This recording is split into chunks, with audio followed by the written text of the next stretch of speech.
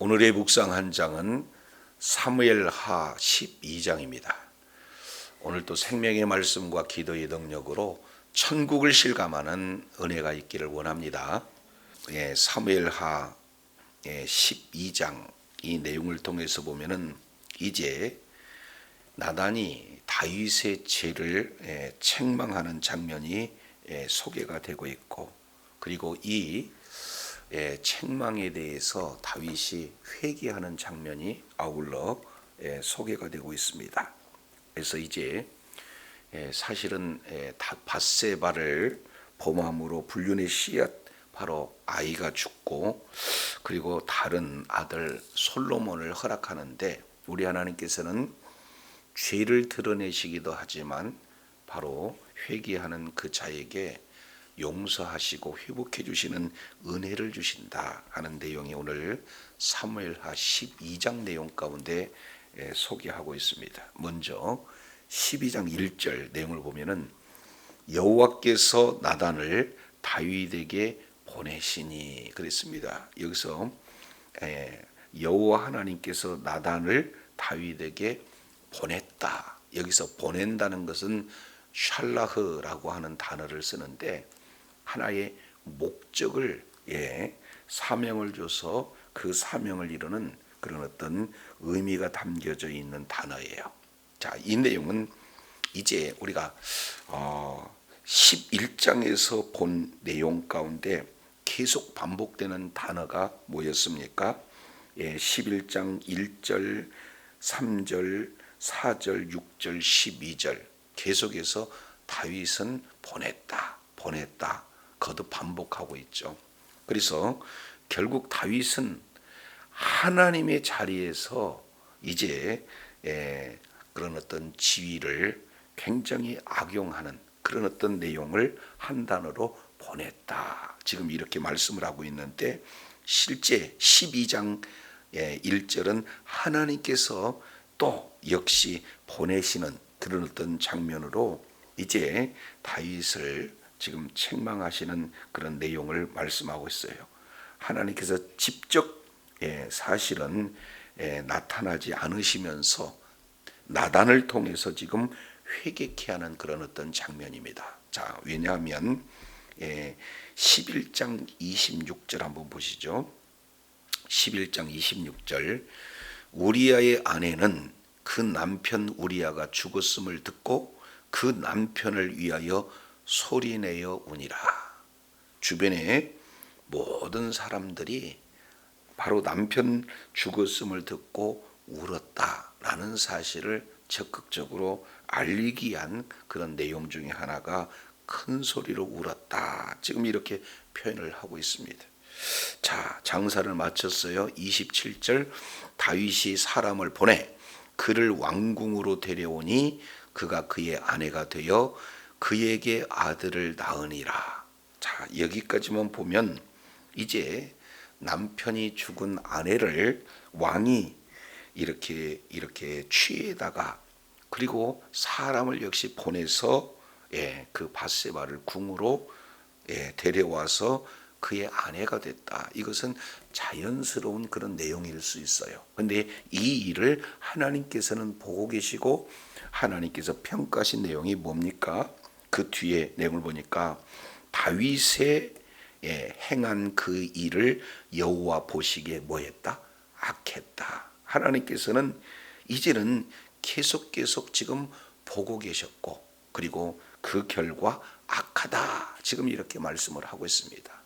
아무리 사람을 완전하게 속였다 할지라도 하나님의 눈은 속일 수가 없다는 거죠. 하나님께서는 그 죄악을 계속해서 지켜보고 계시는 거죠. 그래서 이제 우리아의 아내를 탐해서 간음하게 되어지고 그리고 또 그것을 덮기 위해서 그 남편을 죽이는 이 내용은 10계명 바로 7계명을 어기는 거고 살인하지 말라 그리고 간음하지 말라 그리고 내 이웃의 아내를 탐내지 말라. 결국 6계명, 7계명, 10계명 모두를 다 어기는 그런 범죄를 향해서 여호와 보시기에 악했다. 지금 이렇게 말씀을 하고 있어요. 그러면서 11장과 12장 11장 마지막 절과 12장 이 사이에는 하나의 간격이 있다는 거죠. 한 1년 정도의 간격이 있습니다. 바로 아이가 이제는 잉태되어지고 낳는 그 기간, 이 내용이 지금 훌쩍 지나고 있는 거죠. 이 내용을 자세히 살펴보면은 바로 이 죄를 짓고 사실은 회개하기를 원하시는 하나님의 의도. 반면 다윗은 철저하게 사람들을 속였다라고 하는 그 안심의 기간, 이 내용이 지금 11장 끝과 12장 이 사이를 지금 공백으로 두고 있는 것을 볼 수가 있어요. 그런데 끝내 이제 모든 사람들을 속였다 이렇게 했던 다윗을 향하여 하나님께서는 나단 선지자를 보내고 계시는 거죠. 목적을 가지고 지금 보내시는 그런 내용입니다. 이것은 굉장히 중요한 의미가 있습니다. 이것은 바로 죄를 책망하고 죄를 드러내는 그 자체가 결국에는 하나님께서 다윗을 그만큼 사랑하신다 하는 또 다른 표현이기도 하기 때문에 그렇습니다. 자, 보시죠.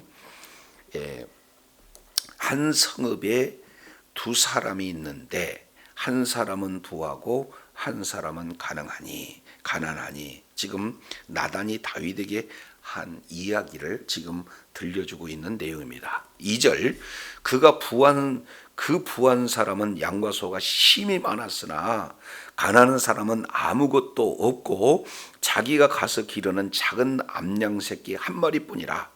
그 암양 새끼는 그와 그의 자식과 함께 자라며 그가 먹는 것을 먹으며 그가 그의 잔으로 마시며 그의 품에 두음으로 그에게는 딸처럼 되었거늘 그랬습니다. 이미 작은 암양 새끼는 이제는 사실은 짐승이라기보다는 한 가족인 거죠. 딸처럼 여기는 거예요. 그래서 같이 먹고 같이 눕는 그런 어떤 내용입니다. 이것이 바로 목자와 양의 관계를 아주 잘 표현해 주는 그런 어떤 내용이죠. 오늘날도 사실은 주변의 내용을 보면은 이 애완견들을 키우는 그런 가정들을 보면은 사실은 뭐 동물처럼 취급하는 게 아니라 바로 가족처럼 대하고 있는 그런 모습들을 보게 되잖아요. 자, 그래서 집에서 같이 살면서 가족처럼 지내는 이런 목자와 양과의 관계를 지금 소개하고 있어요. 자, 그러면서 이제 4절 본격적으로 죄를 드러냅니다. 어떤 행인이 그 부자에게 오매 부자가 자기에게 온 행인을 위하여 자기의 양과 소를 아껴 잡지 아니하고 가난한 사람의 양 새끼를 빼앗아다가 자기에게 온 사람을 위하여 잡았나이다 하니 그랬습니다. 자, 이스라엘 문화 중에 하나는 나그네 환대법이라는 것이 있죠. 그러니까 이제 행인이 부자 집에 찾아왔다는 거예요. 그러면은 나그네 환대법을 이렇게 적용해 본다면은 풍성하게 대접하는 그런 내용이 옳지 않습니까? 자, 그러기 위해서 양을 잡아야 되는데 많은 양이 있고 많은 소가 있는 자기 양은 아꼈어요. 그리고 자기 손님인데도 불구하고 이제 가난한 사람의 양을 그저 뺏어다가 힘으로 완력으로 이렇게 뺏어다가 자기에게 온 사람을 위해서 잡았다. 이 역시 마찬가지로 권력 남용을 하고 있는 그런 상황이 되어지는 것을 볼 수 있습니다. 자, 그런데 이 내용을 듣자 다윗이 굉장히 분을 냅니다. 그래서 5절 다윗이 그의 사람으로 말미암아 노하여 나단에게 이르되 여호와의 살아계심을 두고 맹세하노니 이 일을 행한 그 사람은 마땅히 죽을 자라. 지금 이렇게 표현을 하고 있습니다. 아니, 양을 빼앗다고 사람을 죽여야 되는 거 맞습니까? 아니잖아요. 죽일 만한 죄가 아니에요. 왜냐하면 그 뒤에 6절에 그 해답을 알고 있어요. 그가 불쌍히 여기지 아니하고 이 일을 행하였으니 그 양새끼 4배나 갚아주어야 하리라. 결국 율법은 이렇게 빼앗고 훔치는 그런 일을 하게 되어지면은 4배를 갚아줘야 된다라는 것이 율법이에요. 그러니까 다윗은 율법을 아는 자고, 그리고 그 율법을 통해서 지금 아주 비판하고 있는 그런 내용들을 볼 수가 있어요. 그러니까 결국에 이제 더 아주 그냥 흥분해서 이렇게 4배를 갚으면 될 자를 마땅히 주게 된다 하는 그런 내용으로 굉장히 심하게 노하고 있는 다윗의 모습을 살펴볼 수가 있습니다. 이것이 하나님께서 나단을 보내신 목적이죠. 회개할 수 있는 기회를 주었는데 율법을 알고 있는 다윗은 그 율법을 비추어서 자신이 얼마나 하나님의 말씀에서 벗어났는가, 죄를 지었는가, 이 내용을 깨닫고 회개할 것을 이렇게 말씀을 하고 있는데, 회개하지 않고 오히려 그 율법을 가지고 상대방을 지금 이렇게 정죄하고 있는 다윗의 모습을 이렇게 볼 수 있습니다. 자, 이랬을 때 나단이 다윗에게 아주 그냥 한마디로 표현해요. 당신이 뭐다? 그 사람이다. 지금 이렇게 말씀을 하고 있어요. 5절 하반절 내용을 보면은 이 일을 행한 그 사람, 이렇게 표현을 했을 때 뭐라고 그래요? 7절에 당신이 그 사람, 이렇게 표현을 하고 있는 거예요. 아주 직역해서 지금 다윗을 책망을 하고 있는 것을 봅니다. 자, 이스라엘 하나님 여호와께서 이와 같이 이르시기를 내가 너를 이스라엘 왕으로 기름 붓기 위하여 너를 사울의 손에서 구원하고, 그러니까 먼저 이제 구체적으로 책망함에 앞서 하나님께서 다윗에게 행하시는 그 일들을 조목조목 말씀을 하고 있죠. 바로 하나님께서 다윗을 왕으로 삼기 위해서 행하시는 일, 첫 번째, 내게 기름을 붓고 너를 사울의 손에서 구원하고, 첫 번째 기름을 부었다는 것, 그리고 두 번째 사울의 손에서 구원해 냈다는 것, 그리고 세 번째 본격적으로 말씀하고 있습니다. 내 주인의 집을 내게 주었고 내 주인의 아내들을 내 품에 두게 하였고 이스라엘과 유다 족속을 내게 맡겼다. 결국에 하나님께서는 다윗을 왕으로 이렇게 삼기 위해서 모든 것을 지금 다 주었다. 이 내용을 지금 말씀을 하고 있어요. 그러면서 만일 그것이 부족하였을 것 같으면 내가 내게 이것저것을 더 주었으리라. 지금 이렇게 표현을 하고 있어요. 그러니까 부족함이 없이 다 줬는데 행여나 이제 부족합니다, 이것 주세요라고 하면 하나님은 그것조차도 주시겠다 하는 의도가 이 속에 담겨져 있어요. 아주 조금 더 이제 이렇게 신랄하게 표현을 한다면 밧세바도 달라 그러면은 줄 수도 있다는 뉘앙스가 이 속에 담겨져 있지 않습니까? 그러니까 하나님께서는 아주 부족함이 없이 다윗에게 주었다 하는 이 내용을 강조하고 있어요. 자, 그런데 9절입니다. 반전이에요. 그런데 어찌하여 내가 여호와의 말씀을 뭐 했다는 것? 업신여겼다는 것. 그래서 내가 이제 율법을 아는 자가 아니냐, 내 입으로 얘기했듯이. 그러니까 다윗은 율법을 알고도 그 말씀을 왜 업신여겼느냐? 그러면 그 율법 가운데 내용이 뭡니까? 살인하지 말라, 간음하지 말라, 내 이웃의 아내를 탐나지 말라. 알고 있으면서도 왜 그 말씀을 어겼느냐? 그 어긴 그 자체가 여호와의 말씀을 업신여겼다. 그리고 그것 자체가 하나님 보시기에 악을 행하였다. 지금 이렇게 표현을 하고 있습니다. 그래서 율법을 알고 그 율법을 어기는 바로 이 내용을 아주 조목조목 지금 드러내고 계시는 것을 살펴볼 수 있습니다. 자, 그러면서 이렇게 얘기해요. 내가 햇사람 우리야를 죽이되 암몬 자손의 칼로 죽이고 그 처를 빼앗아 내 처를 내 아내를 삼았다. 지금 이제 말씀을 하고 있어요. 그러면서 10절 다시 한번 봅니다. 이제 내가 나를 뭐하고 업신여기고 햇사람 우리야의 아내를 빼앗아 내 아내로 삼았은 즉 이렇게 표현을 하고 있어요. 그러면 여기서 9절에 업신여겼다. 그리고 10절에 업신여겼다.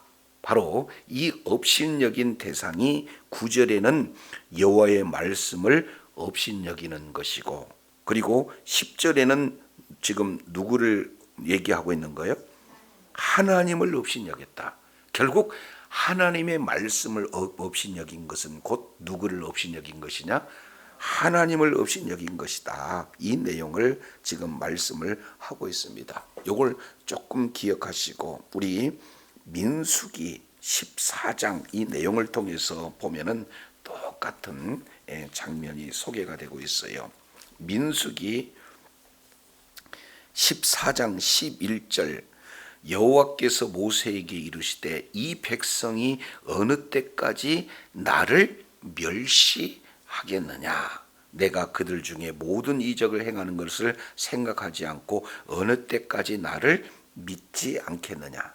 결국 하나님을 믿지 않는 것은 하나님을 멸시하는 것이고, 그리고 하나님을 멸시하는 것은 곧 뭘예요? 하나님의 말씀을 믿지 않는 것, 말씀을 이렇게 벗어나는 것, 이렇게 표현을 하고 있는 것을 볼 수 있어요. 그래서 여기는 죄를 지적하되 하나님의 말씀을 멸시했다. 하나님은 곧 그것은 하나님을 멸시하는 것이고, 그것이 실제 나타나는 것은 바로 햇사람 우리야의 아내를 빼앗고 그리고 햇사람 우리야를 죽이는 그 자체가 바로 하나님을 업신여긴 그런 어떤 결과다. 이렇게 말씀을 하고 있어요.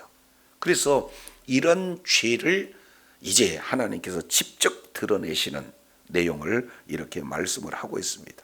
그래서 말씀의 실체가 되시는 하나님과 그리고 말씀 그 자체가 사실은 하나가 된다는 것을 지금 말씀하시고, 말씀을 통해서 지금 죄를 드러내면 그 말씀을 어긴 그 대가가 크게 세 가지로 지금 이렇게 말씀을 하고 있어요.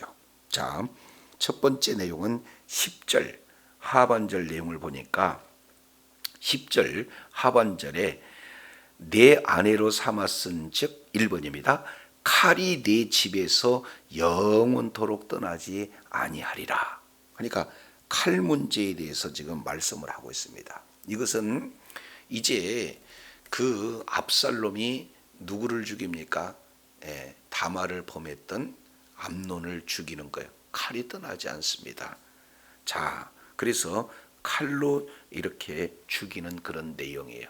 그래서 결국 칼로 우리야를 죽이는 것과 같이 됩니다. 근데 다말이 어떤 내용으로 연결이 돼요? 암논이 큰아들 암논이 다말을 간음한 그런 내용이, 강간한 내용이 되지 않습니까? 그래서 강간과 칼이 연결되었듯이 내 칼이 내 집에서 영원히 떠나지 아니하라. 굉장히 무섭습니다. 이 죄에 대한 그런 대가가 지금 이렇게 표현이 되고 있어요. 그리고 11절 여호와께서 또 이와 같이 이르시기를 보라, 내가 너와 네 집에 뭐를 일으킨다? 재앙을 일으키겠다. 그래서 내가 내 처들을 가져 내 눈앞에서 다른 사람에게 주리니 그 사람이 내 처들로 뭐요? 더불어 백주에 동침하리라. 세 번째 내용입니다. 세 번째 내용을 통해서 보면은 내 집에서 재앙이 이제 계속해서 끊이지 않는다는 두 번째 이어서 내 처들이 백주에 이렇게 동침하게 되어진다. 이렇게 말씀을 하고 있어요. 12절 너는 은밀하게 행하였으나 나는 온 이스라엘 앞에서 백주의 이 일을 행하리라 하셨나이다. 결국 사무엘하 16장 내용을 통해서 보면은 우리 잠깐 보시죠. 사무엘하 16장 22절 이에 사람들이 압살롬을 위하여 지붕의 장막을 치니, 여기서 지붕은 뭡니까? 다윗이 밧세바를 지금 뭡니까? 보고 범죄했던 그 똑같은 자리에 압살롬이 이제 지붕의 장막을 쳤다. 그리고 압살롬이 이스라엘 온 무리의 눈앞에서 그 붙인 후궁들로 더불어 동침했다 하는 이 내용을 지금 말하고 있습니다. 결국 나단 선지자를 통해서 말씀하는 내용이 그대로 지금 이루어지는 것을 볼 수가 있어요. 그래서 이제 칼이 떠나지 않는다는 것, 재앙이 떠나지 않는다는 것, 그리고 이렇게 백주의 이런, 너는 은밀하게 진행했지만 백주의 이런 일들을 진행하리라. 지금 죄를 드러내고 죄의 대가를 정확하게 말씀하고 있는 내용들이 소개가 되고 있어요. 자, 이렇게 나단 선지자를 통해서 이제 죄를 지적하고 죄를 드러내는, 그래서 죄의 이제 대가가 얼마나 큰지 이 내용을 지금 말씀하고 있습니다. 오늘날도 마찬가지예요.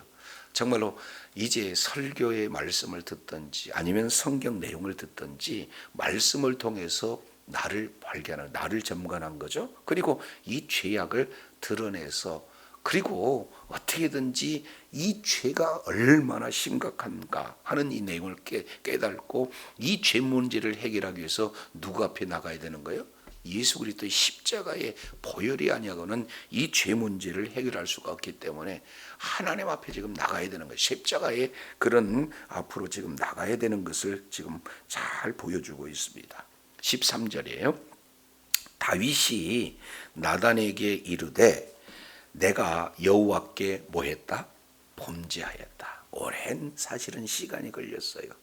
하나님 앞에 내가 범죄하였습니다 하고 지금 다윗이 많은 시간이 흘러서야 완벽하게 사람의 눈을 속였다라고 생각하고 회개하지 않는 그런 어떤 다윗을 이제 죄를 드러내 보였고, 다윗은 그 말씀을 통해서 죄를 깨닫고 드디어 회개하고 있는 그런 장면이 소개가 되고 있습니다. 그런데 여기 놀라운 것은요, 왜 죄를 드러냈느냐?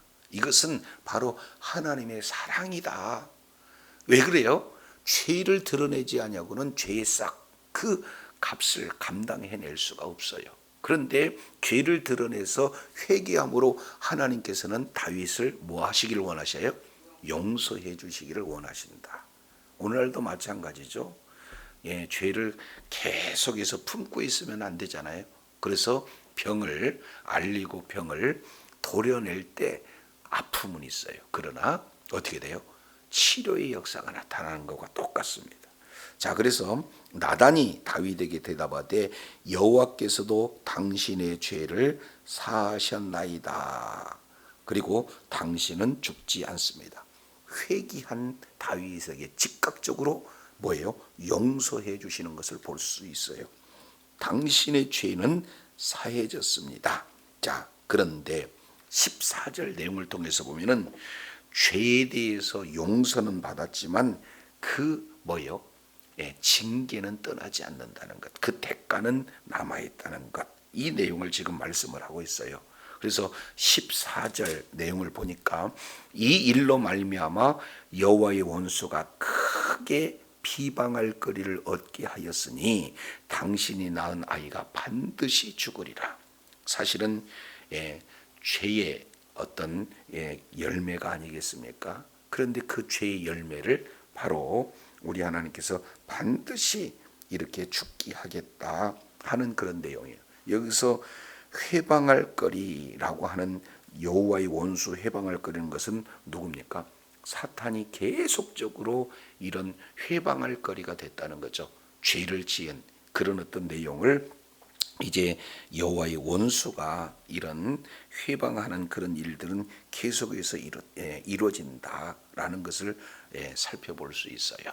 그래서 이제 이 죄와 그리고 죄의 대가 이 내용을 지금 분리해서 이렇게 말씀을 하고 있는데, 자, 우리는 죄를 지음으로 그 대가 사망이죠. 한마디로 본다면은 뭐를 하고 있어요? 지옥을 지금 말씀하고 있습니다. 근데 예수님께서 십자가에 죽으실 때 죄의 문제도 그리고 죄에 따른 이 지옥 형벌의 문제도 예수님께서 다 담당을 해 주셨어요. 그러면 오늘 이 내용은 뭐냐? 이 내용은 결국에 죄를 뭐예요? 끝까지 지은 그 죄 문제를 기억하고, 그리고 더 이상 똑같은 죄를 짓지 않게 하기 위한 하나님의 또 다른 이런 어떤 사랑의 표현을 지금 이렇게 소개하고 있는 것을 볼 수가 있습니다.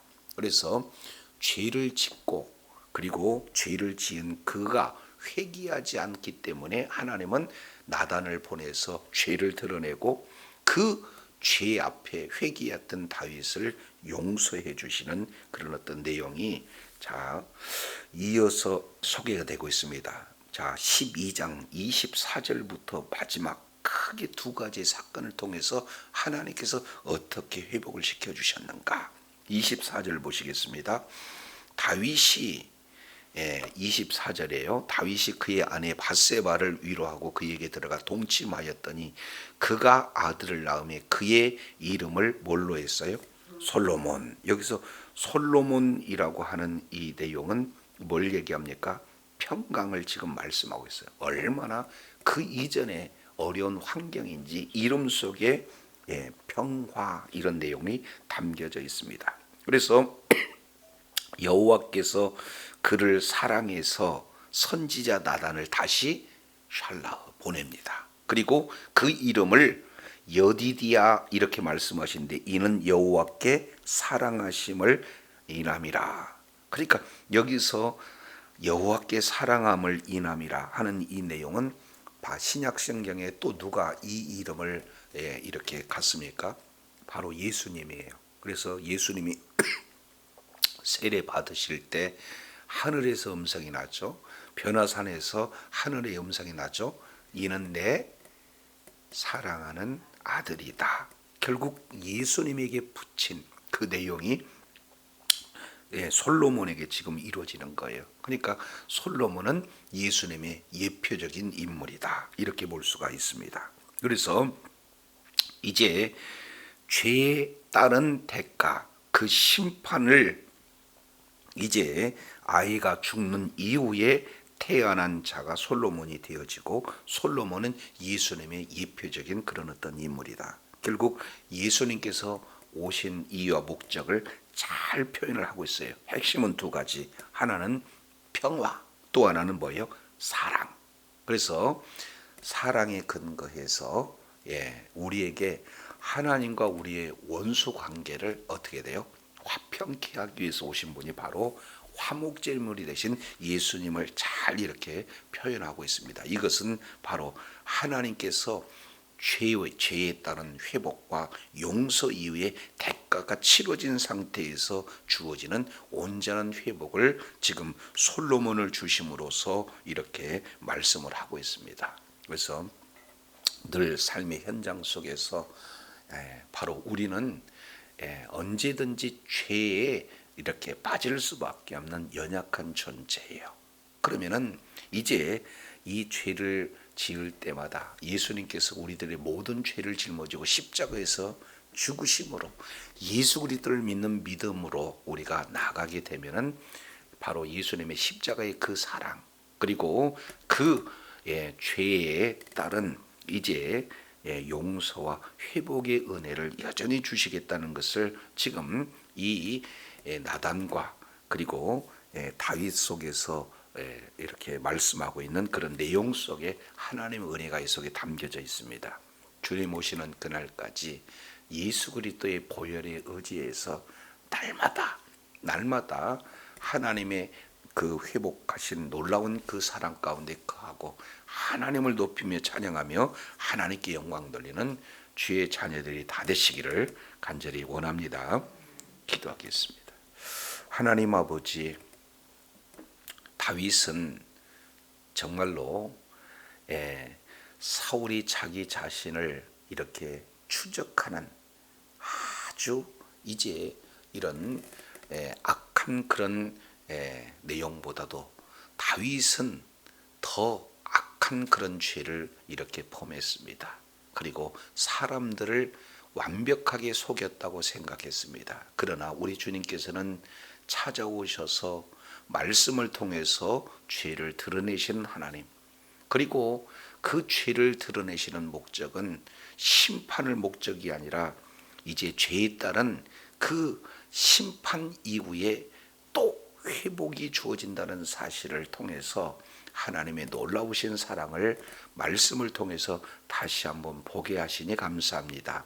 늘 이제 하나님의 사랑의 기초에서 죄와 이제 죄를 또다시 짓지 않고 죄 지은 이후에 회개하는 자의 용서하실 뿐만 아니라 또 온전한 회복을 주신 하나님의 놀라우신 사랑을 다시 한번 보게 하셨사온즉 날마다 이제는 이런 죄를 짓고 죄를 숨기는 어리석은 자가 아니라 이제 하나님 앞에 나와서 회개하고 온전히 회복을 주신 하나님의 은혜 가운데 가며 하나님 앞에 영광 돌리는, 하나님 앞에 끝까지 의론병기로 쓰임받는 복된 자리에 있게 하여 주옵소서.